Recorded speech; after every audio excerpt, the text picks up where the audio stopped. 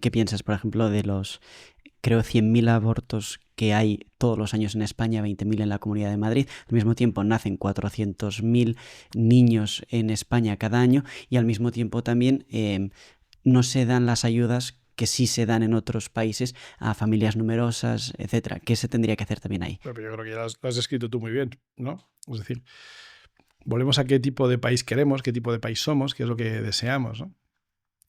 Em, Cuando una mujer llega a un centro sanitario y se le dice que está embarazada, se comprueba que está embarazada, la primera pregunta por protocolo no es siempre, ¿es un niño deseado, es un bebé deseado? Porque ya te está indicando una puerta, ¿no? Un camino. Cuando quizá la pregunta más adecuada sería, ¿necesitas ayuda en algo? Porque muchas veces los abortos se producen porque las mujeres no ven otra salida.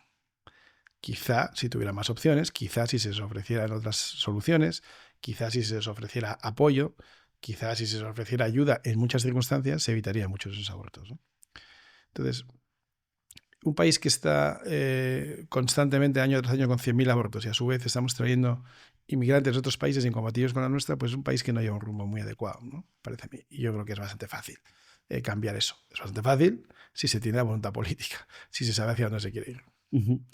Hungría y Polonia son los únicos países que están consiguiendo revertir este problema de la natalidad. Y si es así, ¿qué han hecho ellos para revertirlo? Pues mira, en Polonia, yo lo conozco bien porque trabajo mucho ahí, se ha producido. Primero, Polonia es un país de origen cristiano, es un país católico. Por cierto, el mismo tamaño que España aproximadamente y una población no muy distinta. Y por cierto, es un país que mira mucho a España también, porque aunque estamos muy lejanos, pero el hecho de ser ambos católicos, de haber pasado de un sistema dictatorial a un sistema democrático sin derramamiento de sangre, y algunos otros cambios y algunas otras consideraciones hacen que nos miren mucho, ¿no? Con cariño. Pero Polonia se ha encontrado también con que lo que decíamos antes, ¿no? El crecimiento de renta per cápita se ha traducido también en un decrecimiento de natalidad y entonces ha empezado a tomar algunas medidas. ¿Pero qué medidas se pueden tomar?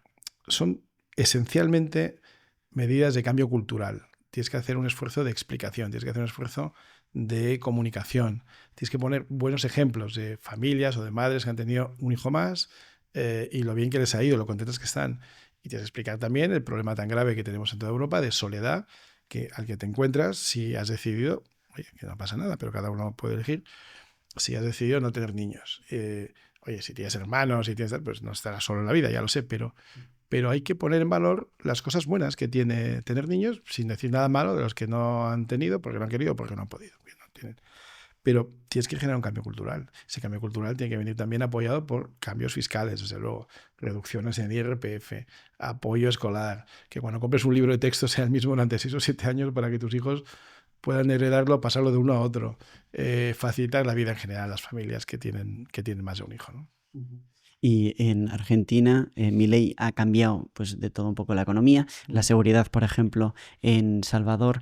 ¿Qué crees que podría aprender España de estos dos países? No sé si te ocurre alguno más, ahora estamos hablando de Polonia, etcétera. Bueno, son dos muy buenos ejemplos, ¿no? Es decir, en Argentina, con las políticas económicas adecuadas, se ha revertido muy deprisa algunos indicadores que eran muy preocupantes. El más claro es el de la inflación, que era una inflación de 2 o 3 dígitos tradicionalmente año tras año desde hacía décadas y han conseguido reducirla sustancialmente, ¿no?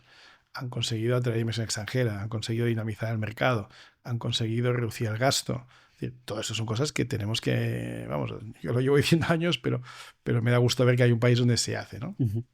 ¿Todo sale perfecto a la primera? No, todo tarda bastante en ir tomando cuerpo y las consecuencias favorables a veces tardan un poco más, pero no cabe duda de que es un buen ejemplo en materia económica. El Salvador, pues es un buen ejemplo de cómo cambia un país de un año para otro.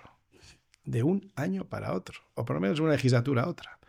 De ser el país más peligroso, uno de los países más peligrosos del mundo, San Salvador siendo la capital más peligrosa del mundo, a ser el país con menos tasa, peligroso por homicidios, no porque me parezca más o menos peligroso, sino por tasa de homicidios. Es decir, tener la tasa de homicidios más elevada del mundo en una capital a tener la tasa de homicidios más baja de Centroamérica y probablemente de Hispanoamérica en una legislatura. En una legislatura. ¿Los métodos son trasladables 100%? Bueno, hay que adaptarse a la realidad de cada país. Pero claro, hay un presidente que ha decidido salvar o guardar la ley y el orden como primera medida. Es decir, usted va a cumplir la ley y si no la cumple, el Estado actuará contra usted. Que esto es en lo que está basado la civilización occidental desde el derecho romano, por lo menos, ¿no? Entonces, claro, que llegue un presidente y haga lo que ha prometido y lo haga bien y lo haga rápido, pues es muy impresionante. Pero es que detrás de eso, pues hay muchas cosas más, porque cuando una economía, o cuando un país, mejor dicho, pasa a ser un país seguro, pues la economía florece. Si además el gobierno ayuda, no digo que ayude a las empresas, pero ayuda a generar un campo de juego para que los empresarios o las empresas inviertan, crezcan, generen empleo, pues las cosas funcionan mucho mejor. Por ejemplo, no solo ha acabado con el crimen en todo el país, sino que estoy viendo pues varios esfuerzos que está haciendo de generar infraestructura precisamente para mejorar la economía de distintas zonas. Esta semana he estado viendo un vídeo que hizo sobre lo que llama Surf City y Surf City 2, dos zonas del país pobres que ha decidido que tienen pocos recursos, pero uno de ellos puede ser el turismo, atraer el turismo. Pero claro, para atraer el turismo, primero tienes que tener una carretera que llegue hasta ahí. Pues ha hecho una carretera. Estas son cosas que el Estado puede hacer sin sustituir a nadie. Ha hecho una carretera, por cierto, con carriles bici laterales. Ha creado por la carretera escuelas, hospitales, centros sanitarios, paradas de autobús, infraestructuras de transporte público. Ha regenerado los pueblos de esa zona, donde ha invertido fuertemente en su rehabilitación. Y luego la comunica muy bien. Bueno, pues una zona que era paupérrima, ahora pasa a ser una zona muy atractiva e incluso se celebran ahí los campeonatos del mundo de surf. Bueno, pues es que estas cosas, insisto, que es de una legislatura para otra, menos de 4 años, tú puedes transformar un país. Es verdad que El Salvador es un país pequeño, pero está transformando un país. Primero, sentando las bases de lo mínimo, y lo mínimo es que se cumpla la ley, que sea un país seguro, y que los criminales no campen a sus anchas, y que si abres un negocio no te cobren un impuesto revolucionario, y que no te maten por la calle por llevar un teléfono. Esto es lo mínimo. Bueno, pues esto ya lo ha conseguido. Y lo segundo ya es empezar a invertir para que el país pues, ponga a crecer. Bueno, pues creo que son cosas de las que podemos aprender siendo países muy pequeños, o en el caso de Argentina, un país más grande que España, o en el caso de Estados Unidos, pues también estamos viendo algunas medidas que están teniendo mucho éxito de reducción del gasto público en un país muchísimo más grande que el nuestro, ¿no? O sea que un país más pequeño, un país un poco más grande y un país muchísimo más grande, o en población uno mucho más pequeño, uno parecido y uno mucho más grande, nos han dado 3 ejemplos de cosas que podemos hacer mejor. Si te ha gustado este corto, tienes la entrevista completa en pantalla y en nuestro canal. Muchísimas gracias.